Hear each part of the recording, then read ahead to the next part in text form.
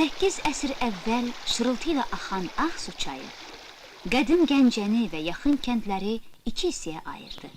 Bu sahəyə səxavətlə bol-bol su verdi.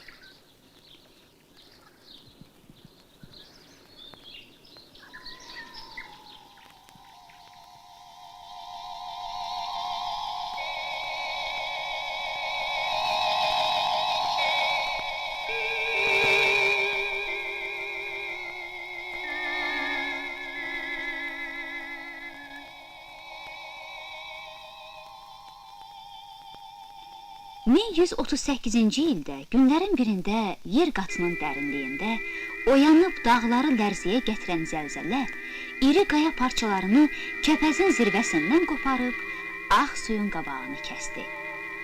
Çayın mənbəyi nəhəng qayaların altında qaldı. Lakin həmin hadisə böyük bir möcüzə yaratdı. Azərbaycan torpağına bir neçə göl bəxş etdi.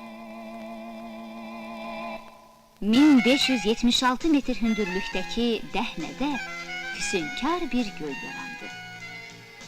Xalq şairimiz Səməd Vurğunun məhəbbətlə təsvir etdiyi gözəllər gözəli Mavi Göl. Göy yaylaqlar belinə qalx, Kəpəz dağdan göy gölə bax.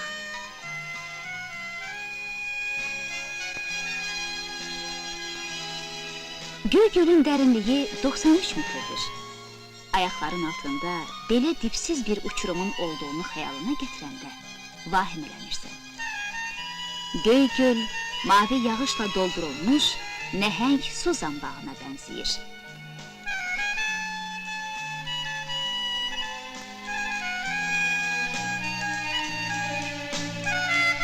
Kəpəzin qoyunu, göy gölün ətrafı həmişə çalıb çağıranla dolu olur. İlin heç bir fəsli buradan insan ayağı kəsilmir.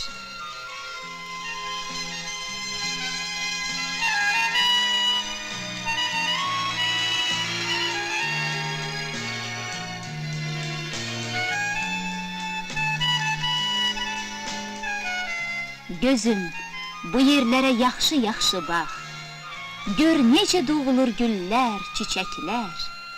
Bir anın içində ötüb keçir vaxt. Qönçə qəfəsindən çıxır ləçəklər. Bir anın meyvəsi, barıyam deyə, 100 fikir oyadır lalə hərədə. Gah qızıl söz kimi qonur zirvəyə, gah qızıl göz kimi gəzir dərədə.